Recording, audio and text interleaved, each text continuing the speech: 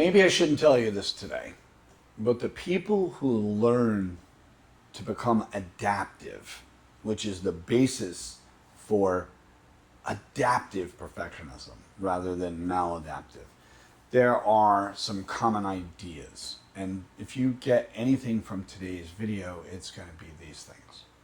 The very first one is openness. When we open our mind and we open our heart, we become willing to not just change our mind, but to actually notice things in our reality. Instead of trying to win and conquer everything, we could look at some of these weird scenarios as an opportunity rather than something that threatens us. The second one is curiosity. Asking a better quality question gives you a better quality answer. Being curious takes away from the idea of being an expert. There's a lot of people that want to be the expert, or at least if they don't want to be the expert, they want to appear to be the expert. And this can hinder their ability to be curious and create connection with people. The third one is playfulness. Playfulness is about experimenting, not necessarily scientifically, but playfully. You can use creativity to solve problems. Some of us are so serious, we're caught up in our serious mode that we forget to ask questions that allow play to happen. The fourth one is presence. We're either in the future or we're in the past, but we're rarely noticing what's happening right now. We're replaying the past, looking in the future, projecting what could go wrong.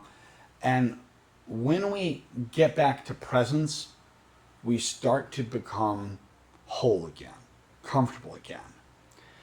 These aren't personality traits per se, but they are skills that when you use them, you practice the openness, the curiosity, the playfulness, and the presence, you become more adaptable, more creative, more resilient. And what that does is it gives you an edge against perfectionism.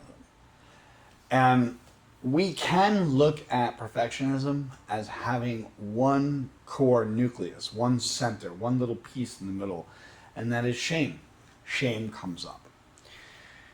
And when we go back to shame, shame can come from childhood. And playfulness can come from childhood. And compassion can come from childhood. So when we want to overcome those perfectionistic states, emotional flexibility is part of being playful. Emotional flexibility is part of that curiosity, becoming curious, asking a different question. When we're playful, we remove some of the seriousness. We have that ability to experiment rather than put so much dynamic weight and heaviness on the performance of what we're doing, the outcome of what we're doing. What tends to happen when you get to playfulness, some of your worries start to melt away.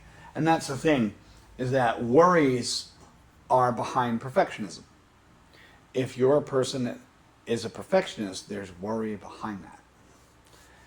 And that can stem from the past.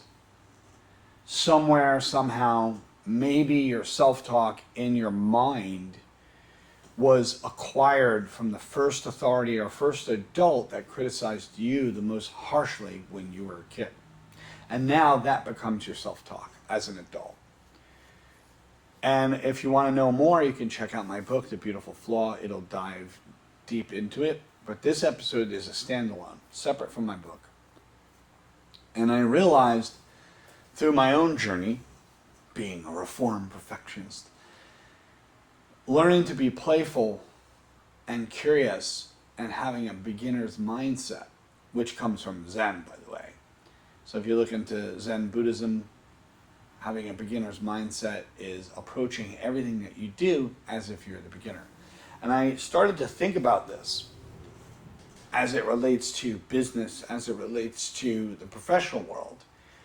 Because when we approach the things we do in the professional world, we hold so much seriousness to it.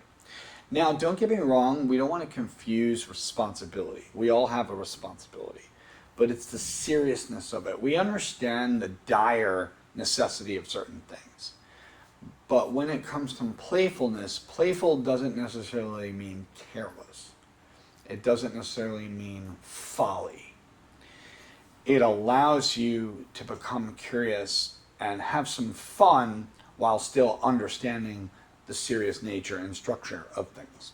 So you still understand the nature of what needs to be done. You just learn to whistle while you work and have some fun while you're actually doing it. We can learn to evaluate things with a little bit more of an emotional flexibility rather than everything being a harsh judgment. Because we have that inner judge. Our brain likes to hold court repeatedly. So the next time you catch yourself falling into that perfectionistic trap, ask yourself the question, can I be more open here? Can I be more curious here? Can I be more playful here? And can I be present? Being in the moment. Being process focused, focusing on what you're actually doing rather than having your head in the future and your head in the actual past. I'm Mario Leone. This is the Voices of Victory. Don't forget to like, subscribe, share below. Take care.